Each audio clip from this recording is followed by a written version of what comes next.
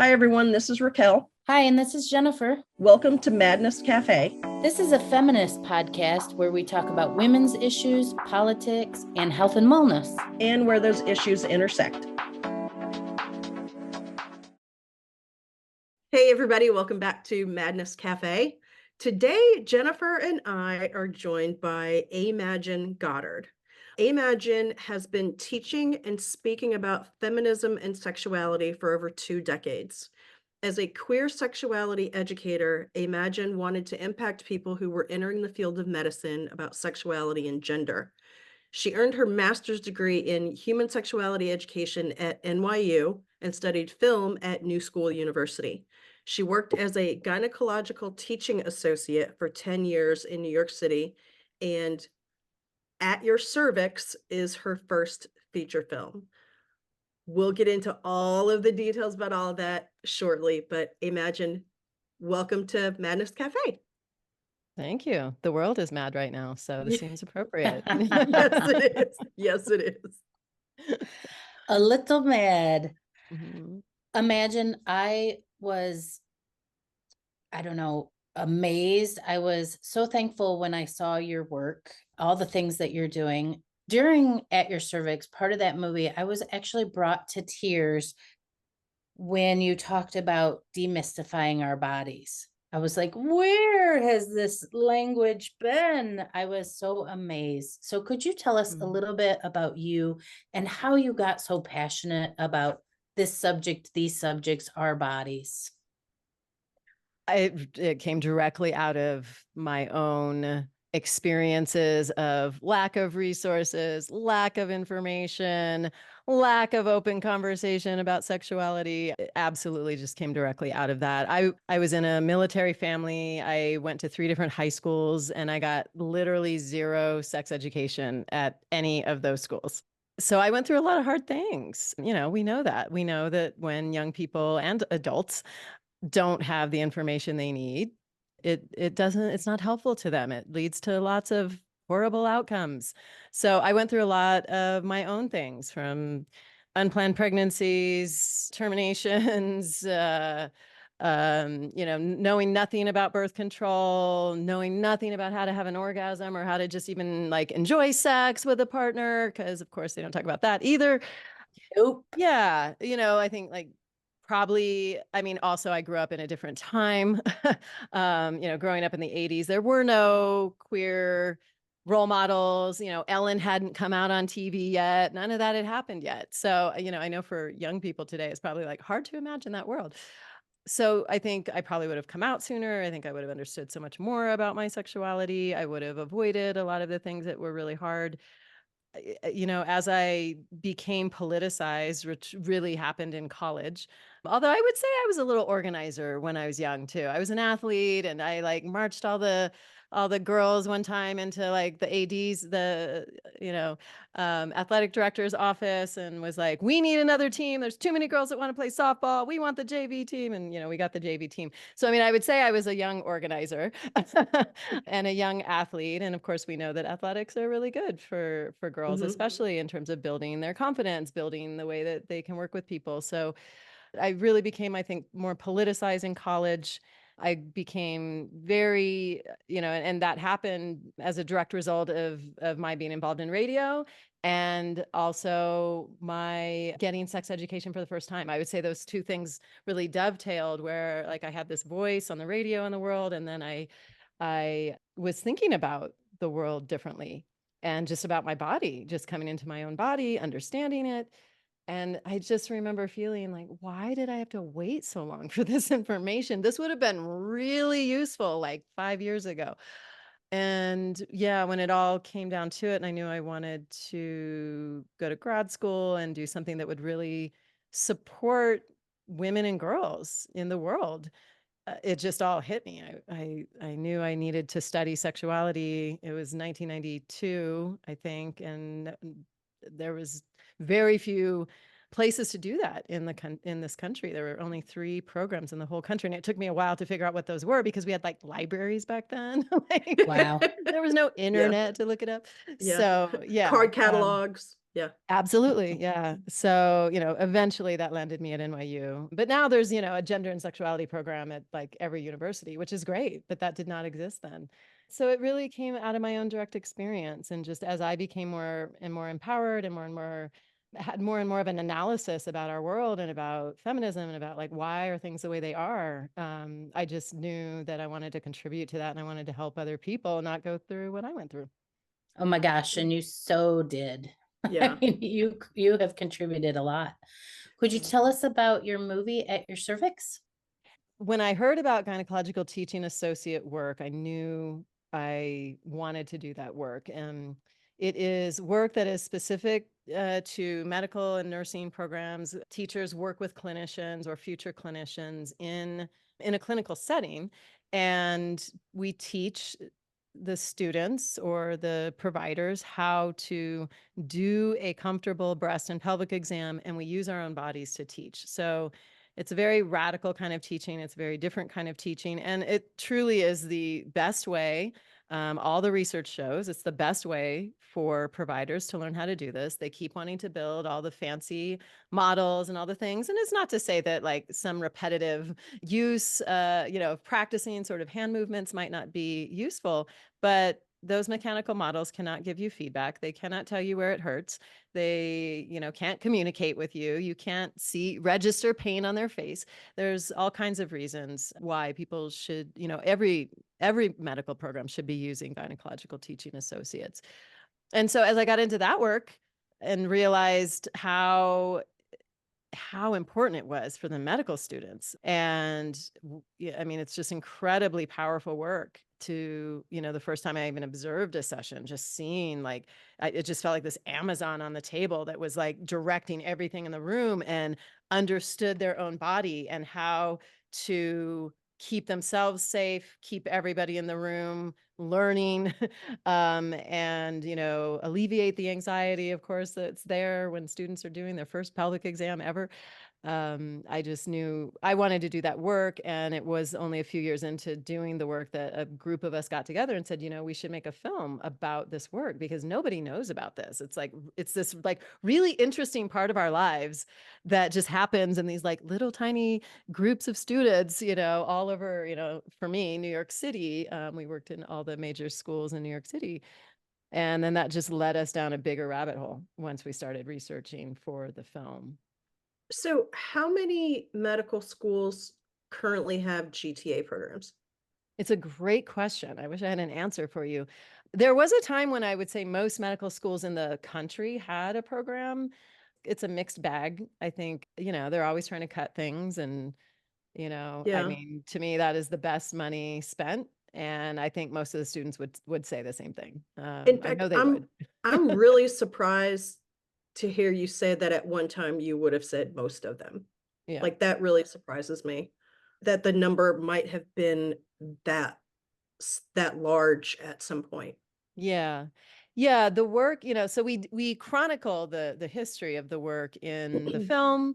Started in like 1978, 79, when Dr. Kretschmar, who I got to interview before he passed away in 2011, and I was really lucky I got to go interview him. He was such a wonderful human being. And he really is credited with bringing this kind of to the national stage through medical conferences. He was experimenting with it. He was trying to figure out, like, how can we do this in a better way? There's got to be better ways to teach students. Schools at the time would bring in sex workers because obviously, if they're using their genitals for other kinds of work, surely they should want to do that here. I mean, there's nothing wrong with that, except that they weren't trained. Then there were like, let's use the nurse on, but she doesn't want the students to know who she is. So we're going to like drape her face out of the way. And so there were all these like different ways that they were trying to do this where they could have a real live body that students could practice on. And then it just finally occurred that like, oh, maybe we could teach them how to teach it. Maybe people who have these bodies could actually be the ones with the knowledge that could teach. And so there's, there's some jokes about that in the film, because of course it's this idea that like you have to be an MD in order to possibly teach medical skills, which just isn't Yeah. true. And students learn from patients all the time. Mhm. We learn from each other all the time. I mean, it's very much an apprenticeship model still in many ways. And I mean, I think it really did take off after he really brought it nationally, the work, and people wanted to have these programs in their schools. And then the research was done over and over and shows that it's the most effective, most comfortable, most respectful way for students to learn. So, So which is not surprising. so can you talk a little bit about, because yes, it is better that, they learn on a live human as opposed to possibly a cadaver. But Which it's they also also do. right, yes, Yeah. yes, but it's also important Mhm. that they are learning all this and performing these procedures on a conscious Yes. person. Can Yes. you talk Consenting, about, yes, conscious consenting? consenting. Yes, exactly. Yes. So can you talk about, because, for people who have not yet seen the film, uh, that's a huge part of the movie, is that there are people who are being violated while they're under anesthesia because the medical students are being taught to do pelvic exams on unconscious, non-consenting Yeah. patients. Yeah. Most of the time non-consenting and not knowing anything about it, Yeah. actually. Yeah. Yeah, this happens super commonly when patients go in for surgery, that if there are students on the team, especially if it's a gynecological surgery, they will have them glove up and they will have them do exams on the patients. Sometimes they're told, go introduce yourself to the patient, just tell them you're part of the team, but there has been this way in which just the information that patients need around this has just been consistently and repeatedly obfuscated. Uh, Mhm.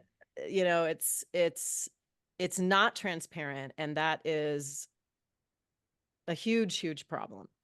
I think if you ask 100 patients if they would want to be asked, or if they would want to have a say in that, 100 patients are going to say yes to that. Absolutely. Um, that's what people say over and over. And what I hear from people is, I would be willing to help a student. I hear that a lot. I would be Mhm. willing to say yes, but I want to be asked, and I want to, and some people will say, but I want to be awake for it. I don't want to be asleep for it, right? Because we can't register or transmit that we're experiencing pain if we're anesthetized. So Mhm. it is possible we could be injured, as Harriet Washington talks about in the film. There's all kinds of reasons why that's not a good thing to do and not a good way to teach. Also, the body is just so completely different when we're anesthetized than it is when you're like we are right now. We're sitting here, we're awake, Mhm. our muscles are engaged, or when someone is anesthetized, every muscle in the body is relaxed. The body is going to feel completely different. Certainly, the vagina will feel different, given that it's so muscular.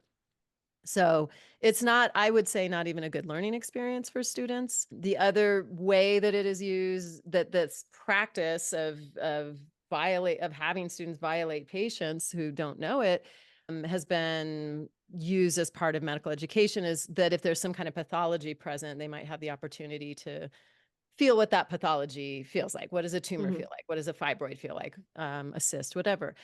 Once again, no reason to not ask the patient, hey, we have a student with us today. Would you mind? They've never gotten to experience a fibroid before. Would you be willing to allow them to palpate the fibroid so that they know what they feel like? I think a lot of people will say yes to that. I think that there's like a bigger problem in medicine of this idea that the providers are up Yep. here, right? And the Yep. patients are down here, and they know better and they know more. And what we don't know won't hurt us.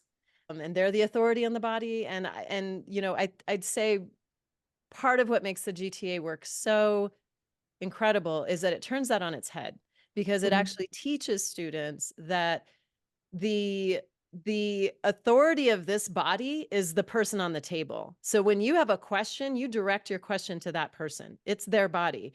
And a lot of times the students, they're so trained this way, right? That they're always looking for the expert in the room. So if if two GTAs have demonstrated a really good pelvic exam, and the one GTA that played the provider is now like handing instruments to the student, a lot of times the student will turn to that GTA and say, "Oh, but I don't know what to do with blah, blah, blah." And always we would direct them back. Why don't you ask your patient? Why don't you ask the person on the table? Just that thing is so radical, and that should Mhm. not be. That Right. should just be standard practice.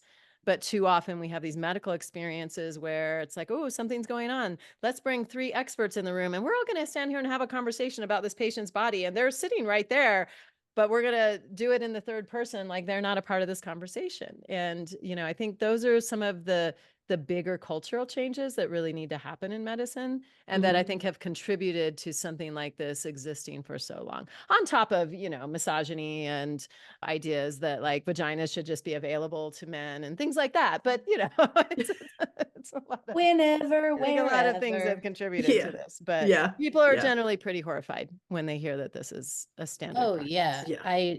Uh, when did I watch this movie? Maybe a month or so ago. I wanted to barf then. I've kind of forgotten about watching it, and now we're having this conversation and I want to barf again. Mhm. Yeah. I recently, maybe 2 years ago now, had a hysterectomy, and and at a teaching hospital, and I just think, oh, more than likely that happened, Yeah. right? More than likely it did. But no one told me anything about that they were going to be giving me an exam. Mhm. So that does feel like a violation for anybody who's listening and doesn't think that's a violation. That feels like a violation to me. Yeah. Yeah, I actually had a procedure done just a week ago, actually, now a little over a week ago, where I was anesthetized, and literally the like leading up to the procedure, I was very aware of how the nurses interacted with me and how they talked to me. And when they took me into the room where the procedure was going to be done, I, was very aware of like how many people were in the room. And even when I came to after the procedure, I remember thinking, okay, does any part of me feel like it was violated, Oh, you were right? thinking about I it. I really was, Yeah. and thankfully, nothing felt out of the ordinary, but I had I not seen your movie, Imagine, I would not have been thinking that at all. I would not have been aware of it, and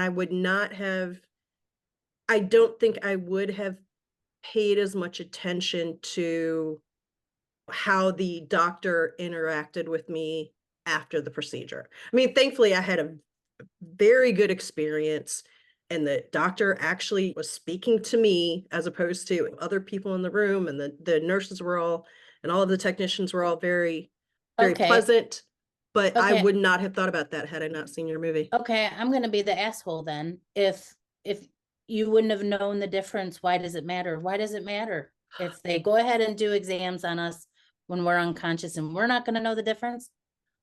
Screw it. Who cares? Because first off, it's my body. I should be able to give consent. It should be up to me, regardless of whether I'm under anesthesia or not, right? Consent is an important thing. And because what if some student didn't know what they were doing and just like all willy-nilly with I'm not saying this very well, but I mean, somebody could get hurt. I mean, they're learning, so they don't know. So somebody could get hurt. And if I'm anesthetized, I can't register that pain in the moment. But then I wake up and I'm like, why does everything feel wonky? I mean, I would say another answer why it matters is that we're teaching students a whole and what in medicine is called the hidden curriculum. I think this is a place to look Mm, at like, what's the hidden curriculum here? And Elizabeth Lord Rollins says it beautifully in the film. She says, you teach students when you do this that they can do to their patients whatever they can get away with. yeah. Yep. And that's a dangerous thing to be teaching them. Hmm. And, I've just been struck, I talk to medical students all the time now because of this work. And I've really been struck at how many of them say that consent really wasn't dealt with too much in my program. It wasn't really modeled. It wasn't focused on, and Sean Barnes says that in the film as well when he tells his story, because he took some real action around this after he had done this to over 100 patients in his OBGYN rotation. And that's one student. That's one student. One student. He did participate in that, and then he went on to do to work to take some legislative action in the state he was in, which was the state of Hawaii. But most students don't have a consciousness about that. And so then all of that messaging of like, oh, we just get to, like, the patients are here for us, all of those kinds of messages, all of that unspoken teaching it really comes together, I think, in this particular egregious way of training students. And when students realize it, they tend to be pretty horrified. And I think there can be a lot of moral injury to students.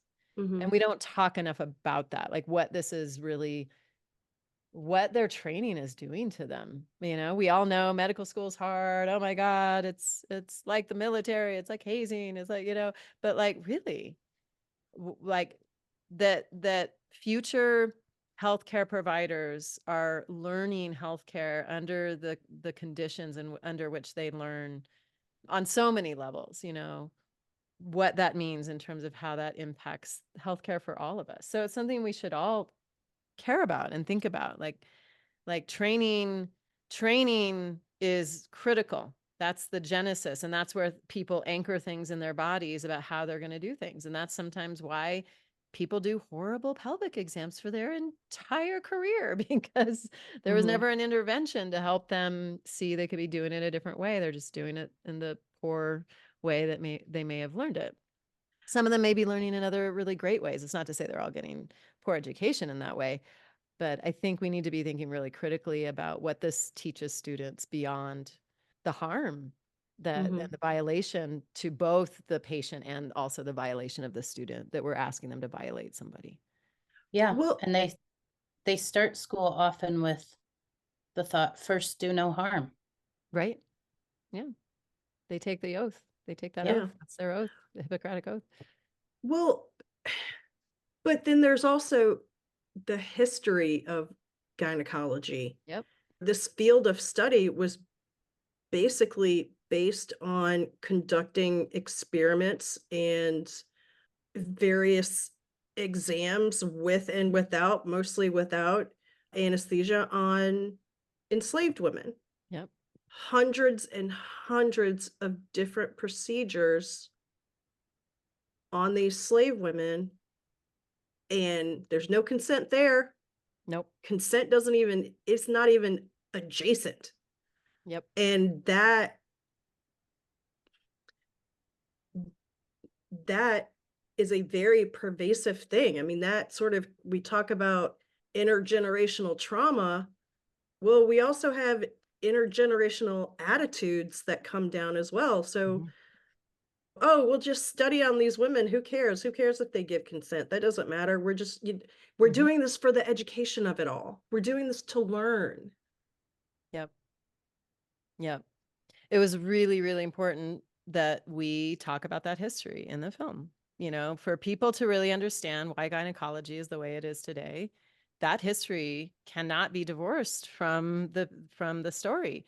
I mean, oftentimes people are shocked. They're like, I can't believe this happens. How could this possibly be happening? I'm like, all you need to know is the history of gynecology this is a direct descendant from that, from the horrific things that were done to Black enslaved women who did not have a choice, and who often did not have, as you said, anesthesia even for the experimentations that were done on their bodies over and over again. It was absolutely horrendous, absolutely horrendous. And I think until we really reckon with that history, there will continue to be problems in the field of gynecology. And complaints about, I mean, why does everybody I know have a horrible story about a pelvic exam? Because they suck.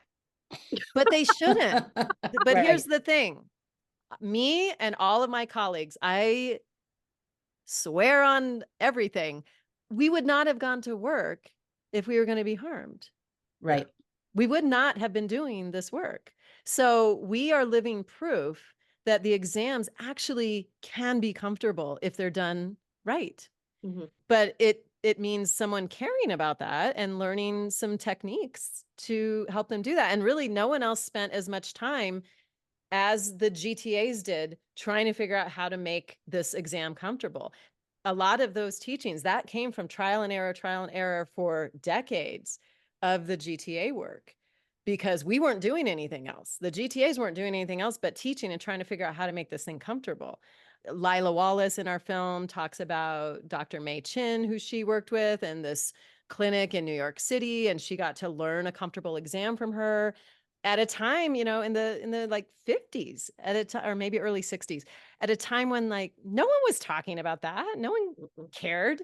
But there was this one doctor that really did, and she got to learn from her. And so Lila was also instrumental. She was at Cornell, and she was very instrumental in getting the GTA work at Cornell and setting up that program, and just became an absolute diehard supporter of it. And she considered the GTAs, she considered us to be part of the faculty.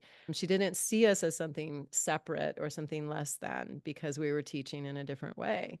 But I think so often knowledge about the body is really diminished, and that has to do with our feelings about the body, and especially Yeah. about the sexual body. It really is a somatic learning experience. And someone like me who's been so kind of disembodied and is learning to, disassociated, and learning to come back into my body and feel just even my feelings and where they come from. Someone like me, I look at you and I think, wow, how did you get comfortable enough with yourself to be able to offer your body in such a beautiful exchange of knowledge? How were you able to embody so well? I mean, a lot of it was my field, was, having amazing mentors in the sexuality field. It was going through my own self-empowerment process around my body and around sex. And, I mean, I think it was an evolution over time. But I became so radicalized about the body and about the importance of of our bodies, and of us knowing about our bodies and understanding our bodies and being able to not feel shame about them, because who doesn't grow up having some shame about their body or their sexuality or their desire or whatever? Like, we all learn that. We live in a super sex negative culture. Yes, we do. People like to talk about how, oh, we're just so advanced. No, we're not. No, we're not. we're still so behind. Yeah. And I think most of the world still is, Yeah. it's very, very sad the way that sexuality and the sexual body gets denigrated. Yeah, I think it really came through having a lot of experiences, being a part of kink communities. I mean, being a part of queer communities. Like, there's different conversations in those communities. And that doesn't mean that everyone's like got it on lockdown, like everyone's figured it all out. But I think that because that's part of understanding those identities, then we've investigated it in a different way, many of us. So I think there was like some overlap with that as well. But yeah, I think, one of the GTAs in the film says you need to be very self-possessed to be able to do this work. And I think that's a very good way to say it. It's certainly not work for everybody. It's not, and so that's why the first step when you want to be a GTA is you got to go watch a session and just see, like, am I running out of the room, or like, can I, is this something that I really feel like I could do? Yeah, it's amazing work. My youngest daughter just graduated from high school, and for graduation, oh, thank you. For graduation, instead of giving all of her and her friends money, I gave them a book about how their bodies work. And I was trying to research that because the last time I had come across a book like that. It was Our Bodies, Ourselves, which was, Mhm. well, that must have come out in the 70s, I would think. And when I looked at that, it didn't seem to me to fit our young girls today. It was Yeah. really from more of a medical perspective, and I wanted them to have more of a rhythm perspective, a timing with their menstrual cycles, and how does diet and exercise and all of that fit into that. But I had a really hard time finding the resource. And I Yeah. think that beginning with sex ed in schools, and then we have this whole political movement that's trying to take all that away from us again. It's What say you on infuriating. that? Yeah. It's infuriating. We've worked I Just really know. hard. a simple question. What say you? Sorry to make it so broad. Yeah, no, I mean, there's so many things to speak to in that. I mean, one, there are definitely better resources now, but you sometimes really just like kind of have to know where to find them. Mhm. For any parents listening, Scarletine, still a great place to send young people. Heather Corona developed that years ago, and she's written some books also for young people, which are great. Roby Harris did some really great books for like younger kids. So I mean, there are some really good resources out there now, but they should just be, I mean, that should just be the standard, and you still have to really seek them out. Good on you that you got that for them. I remember getting Our Bodies Ourselves for one of my cousins when she graduated, much younger than me, when she graduated. And Judy Norcesian, who was one of the founders, is featured in the film, and she's been super supportive of the film. So we're still actually in touch with the Boston Women's Health Book Collective, who did Our Bodies Ourselves. But yeah, Good. they're going digital now. They're no longer printing the book. I think your point is well taken. Like we need what's the new version for everybody. And maybe there won't be another Our Bodies Ourselves. It's like such a encyclopedia of everything, but there's certainly lots of good books out there, and we all need those. I mean, what one book would have done for me as a young person, if one person in Mhm. my life had just handed, if it had even existed, although Our Bodies Ourselves did, if someone had handed me that book, I would have read it cover to cover. That would have changed my life, you know. Mhm. And I know that it did for many people. So Yeah. yeah. It's the power that we get from understanding our own selves in whatever way. Our bodies, our spirit, our mind, our emotions, all of it. Yeah. It's power.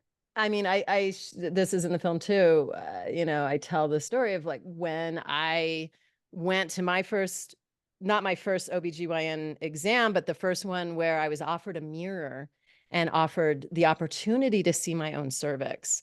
And it was, Yeah. of course, with a midwife at NYU when I had come to NYU at that point. I was a student, and I just happened to get her. And I left her office that day like with a kick in my step. Like I was elated. Like I had just gotten, it's that discovery about the body. It Mhm. was like, oh my God, how have I never gotten to see my cervix? The only people that have seen it are doctors, like Right. Yeah. doctors see it before we see it. So that's something I've been teaching for years in my work. I teach the women and non-binary folks I work with to find their cervixes, to get to see it, it's a important part of the body. It's an important thing to understand, and to also know what's normal and what's not normal, so that you Mhm. know if something's not right. The more we know our bodies, the more we can take care of our health. So there's so many reasons to know about our bodies and our sexuality. At one point in the movie, you follow up with one of the med students who had gone through your program, and, it was some years later, and it was almost like she had kind of like the epiphany that she had had, the awakening that she had had from her experience working with you had basically almost just sort of reverted back. Besides that experience, which I'm really hoping that that's just like a one-off experience, but what what effect are you seeing in the medical community of the work that you're doing, of the GTA work? Is it having more of a lasting effect at this point?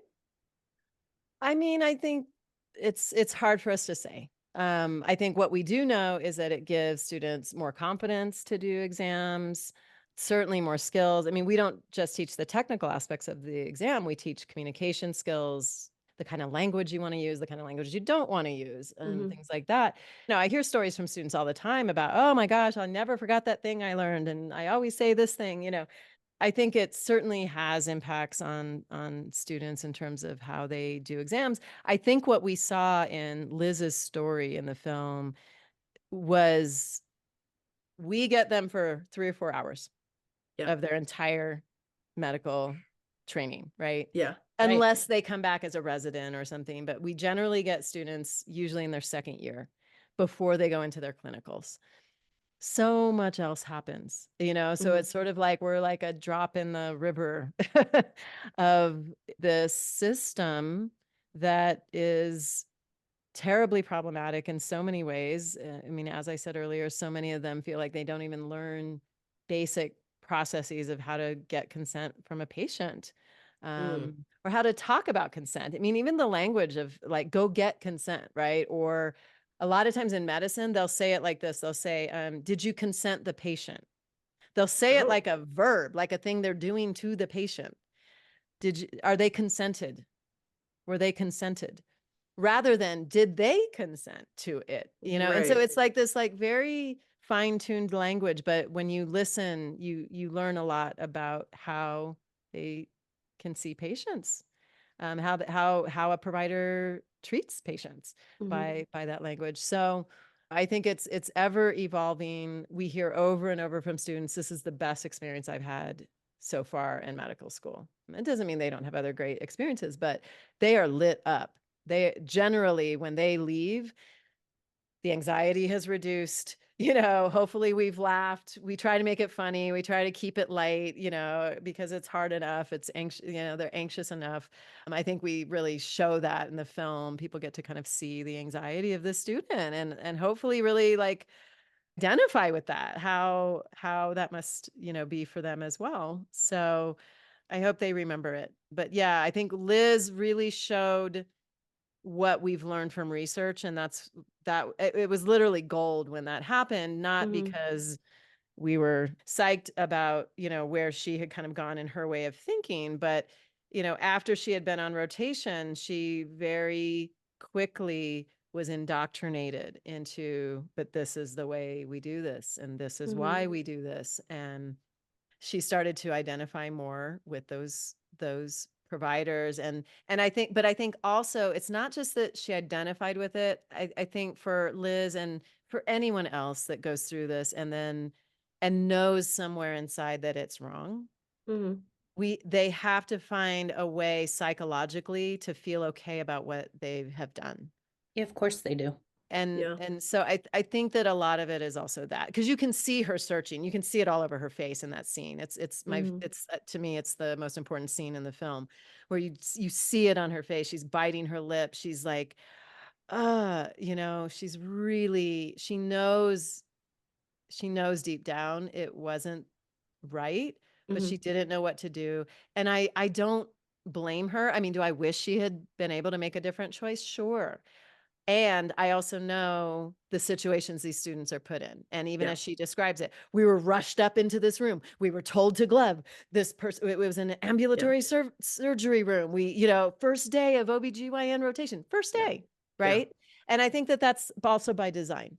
Yeah. I think they do that by design. It's like, get those students up here. We're going to show them how this is done, because we're not going to be questioned. We're going to like get Yep. them into the fray of it. And so then it's hard to like step it back, right? Mhm. Once they've taken that step and they've violated a patient. Yeah. So a person with a cervix could be laying on their operation table, and a group of students could come through, and multiple people could be giving them an exam. Ugh, Definitely. Yeah. God. I mean, I think a lot of times it might just be there's one student on this surgical team, and so that student's doing it, but sometimes there's two or three. Sure. And I think that makes a difference to people. Like if I'm just going to have my surgeon's fingers inside, of my vagina, figuring out where the pathology is before surgery or whatever, which, of course, they're going to do a confirming exam. That would Right. be terrible healthcare to not have that. But 3 more people or 2 more people doing an exam, that's different. Nope. No, It is different. I do nobody not like assumes it. that. No one assumes that. I do No. not like that at all. That So what just makes me unhappy. I'm sorry. so what can No, patients yeah. do? People, I don't even know if we should call them patients. So what should the people who are about to go into surgery do to protect themselves? Yeah, it's an important question, and I will give you the best things you can do, and it's not to say that it's foolproof. I also had a hysterectomy about a year ago, and this is everything that I did. You're always going to have an appointment with your surgeon prior to the surgery. You're always going to have a pre-surgical discussion about what's going to happen, what the approach is going to be. There's probably decisions that need to be made. And so in that conversation, you talk to them. And what I'll do is I'll say, I'll give them an open-ended question first. Do you work with, or how do you work with students? Tell me how you work with students. This is a teaching facility, right? And just let them answer. Just be interested. Listen to how they talk about it. And so I engaged him that way, and he talked to me about it. And then I said, do you have students examine patients as part of their education? And so, I mean, I would ask directly as well. And he said, no, if we did, we would talk to you about that first. I don't think I'm going to have a student that day. And we just went on. And so then I said what I was comfortable with and what I wasn't. I'm one of the best people a student could examine. If I were awake, I'd be able to give them all kinds of feedback. I don't want them examining me while I'm asleep. I don't think No. it's a good learning experience for them. And as we've discussed, there's other things that could cause harm. So for me, it would be, I'd be happy to do that, but I want to be awake for it. It might also be like, you get to say how many students. I only want 1 student. I'm only willing to have 2 students, whatever. You get to set your limits. You get to be really clear about that. So I would both have the conversation with your surgeon and then also write it in on your surgical consent form. Or there's many generally, but a lot of times there's like a very vague statement on the consent form that says something like doctors, nurses, PAs, etc. And students may be involved in your care. Yeah, it's usually kind of a very vague statement about involvement in care. And so I would be very clear about that and just write in exactly what you consent to or what you do not. Whether they're going to honor that or not, I cannot say. But that No. is the best that we can do. And then, of course, we are working on laws across the country. We're doing a lot of legislative work on this. This film is very much a social justice film. We're using it to move the needle on this issue, and to really have that social impact. I think, unfortunately, most of the laws that have already been passed are not good enough. They're not robust Of enough. course not. The At Your Cervix team worked with some local organizers and service providers and legislators in the state of Colorado, and we got the most comprehensive law passed in the state of Colorado when did we have it signed? 2023, I think it was 2022, 2023, I think. I'm very, very proud of that. And we're using that as, a model law now in other states, but we don't have other states where we have those kinds of protections that are in Colorado. It literally is the only state that really has this more comprehensive protection because we wrote it from scratch and we really drilled down around how does education go? What are the things we need to be thinking about? What are the things that need to be on the consent form? Who's liable? All of those things. And most of the laws, unfortunately, are a couple sentences, and it's not really enough to stop this from happening. But what they do is they send a message to people. And so it's not to say they haven't had an impact. I think that they have. I think that there are schools that have changed the way they do things or stopped doing these training this way because of those laws. And so I think it can have an impact for sure. But our belief is that without real liability, without like the institute's accreditation and or the doctor's licensure being on the line, There's not really a lot that's going to stop them. The other really important thing that did just happen in April, the very first day of Sexual Assault Awareness Month, the HHS, the Department of Health and Human Services, did come out with guidance. We'll call it guidance. It's not a directive. It's not a law. It's not a rule. But they came out with guidance saying people shouldn't do this. So they can ignore it. What's that? No, so they can ignore it. Well, basically. it actually made some waves. And I think what they did do is they attached the facilities' Medicare and Medicaid funding to it. That if they were found to have done it, that they would jeopardize that.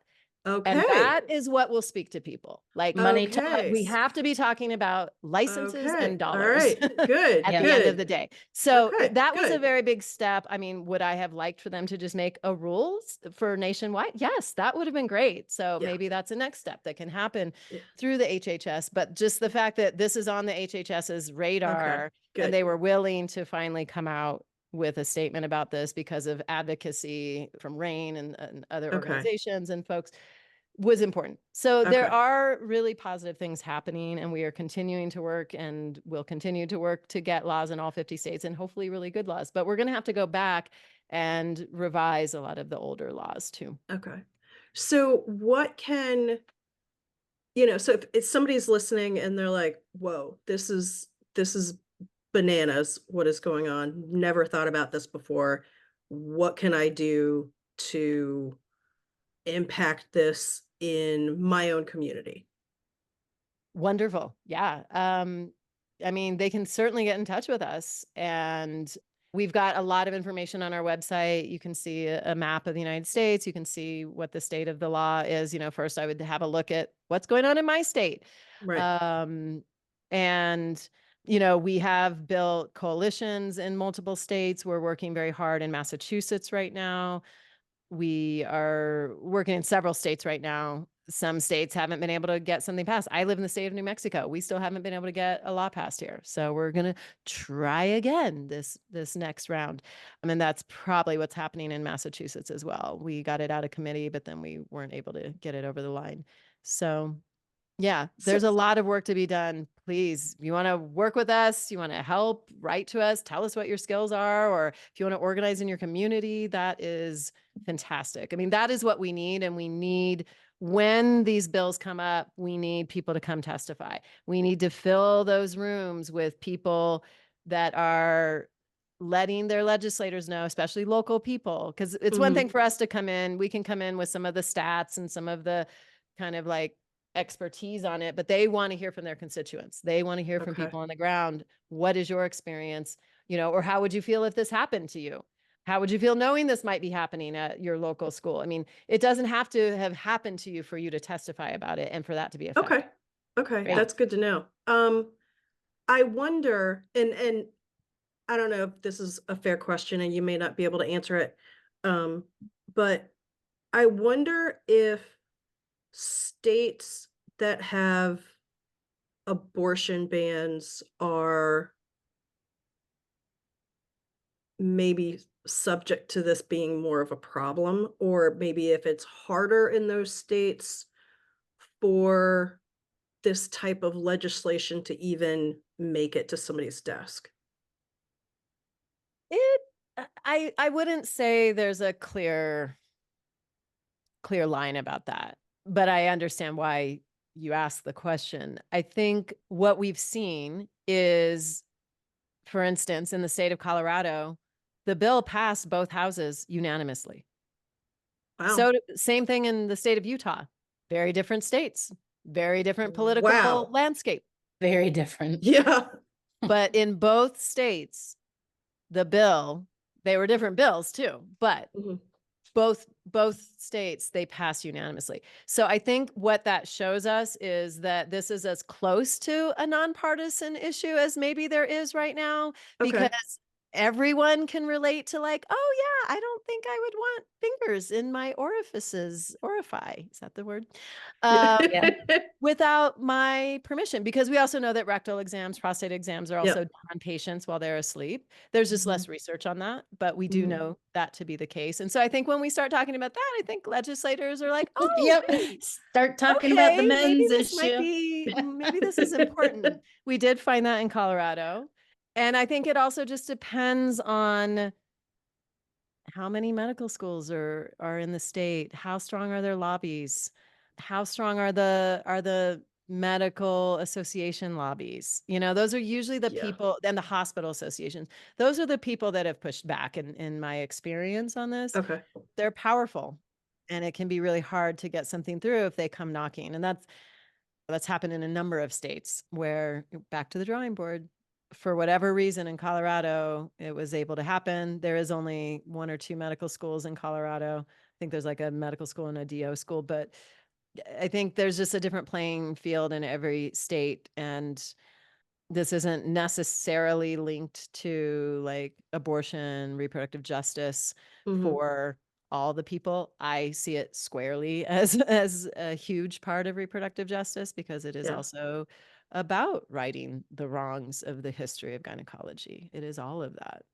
Absolutely. So yeah, it's tough when they show up. When they showed up to testify, the hospital association testified, and you can listen to this online. It's available.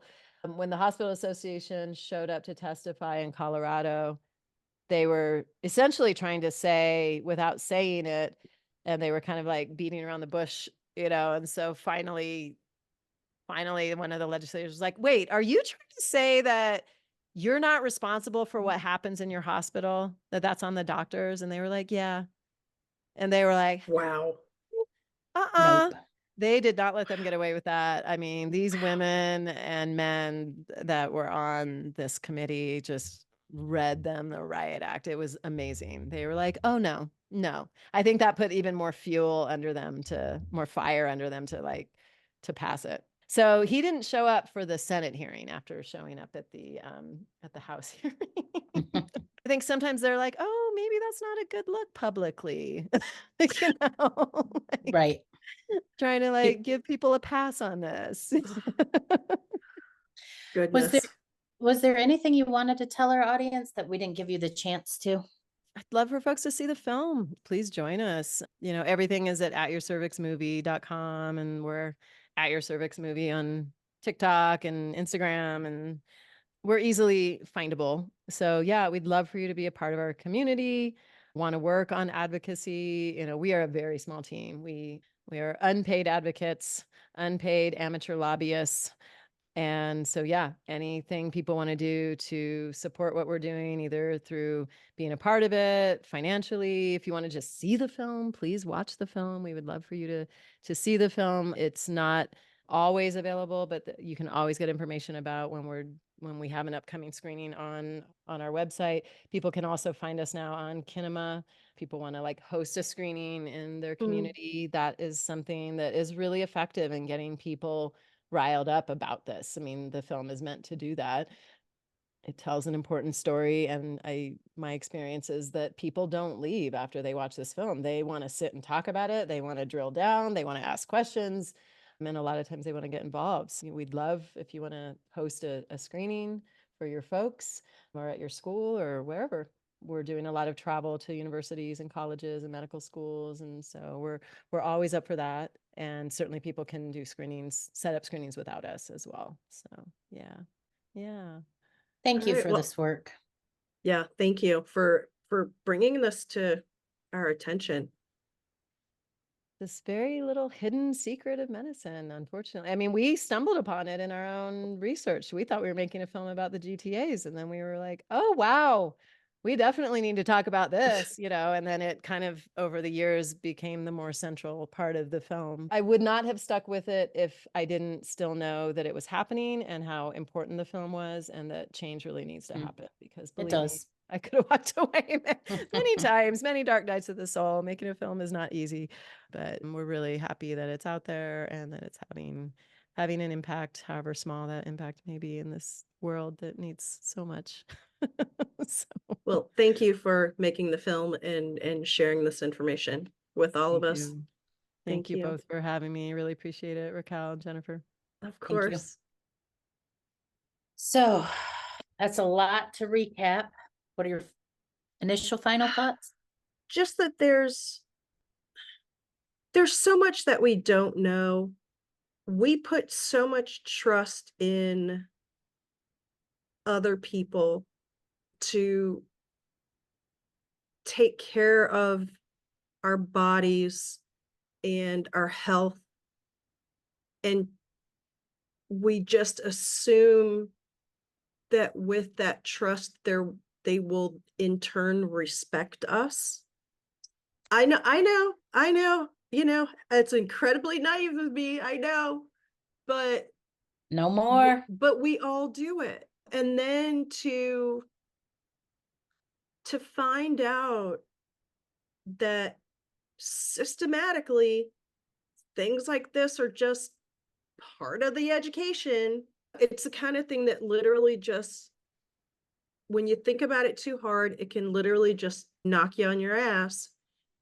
It's a very powerful thing, but not powerful in a good way. Yeah, I was serious when I said it made me want to barf when I saw the film. And it made me want to barf again when we were talking about it. And I really was brought to tears in the movie when they talked about demystifying our bodies. What we didn't say today is that what we're talking about, the topic, is actually medical sexual assault. We never said those words. We never called it what it is. And Right. in the medical society, it's almost like we worship false gods. Like they wear this white coat. They walk around with their clipboard, and we do turn to them. Just as A'magine said, we turn to the doctor and we say, what does this patient need? Or what do I need? When it's our bodies, ours. No one knows this body better than I know this body. And I don't even know this body all that well. Working on it. Yes, they got an education, but they didn't get a 40-year wait a second, I'm 55. They didn't get a 55-year-old education on this bod, like the way I tried to call myself 40. This is my body. Yeah.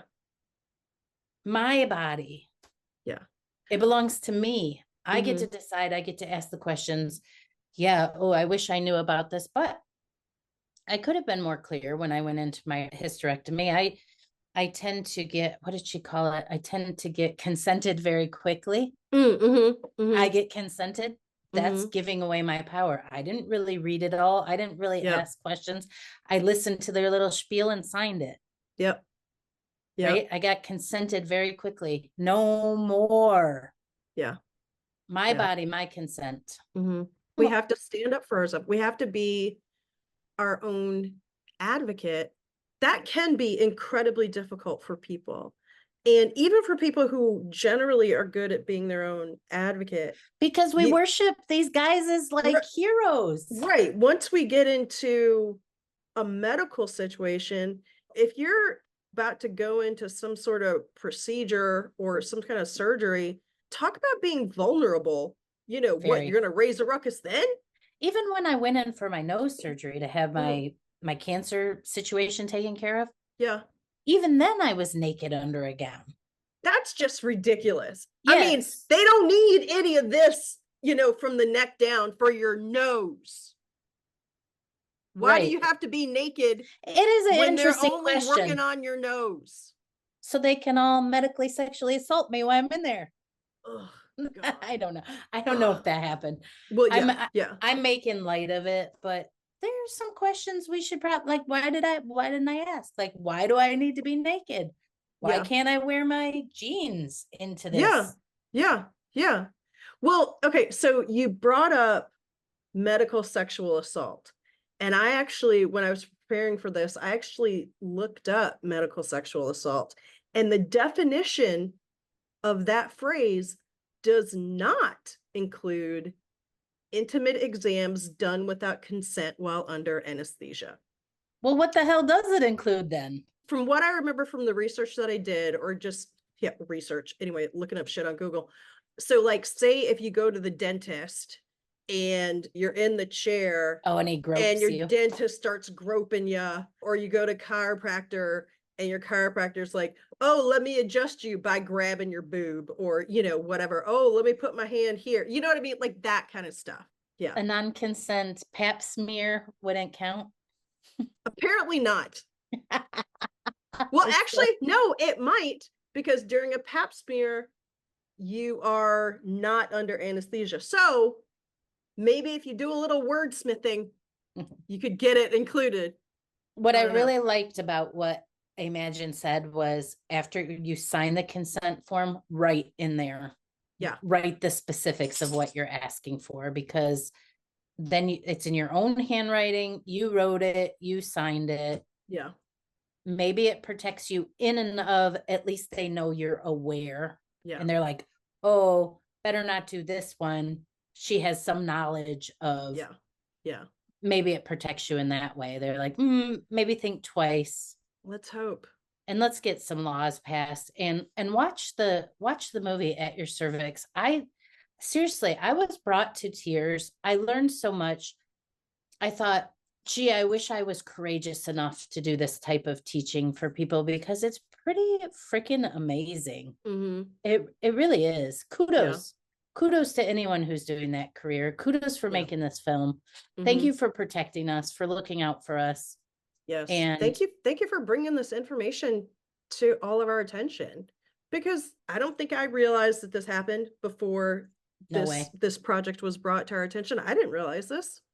No way. Me neither. Now we know. This isn't something we can just pretend doesn't happen.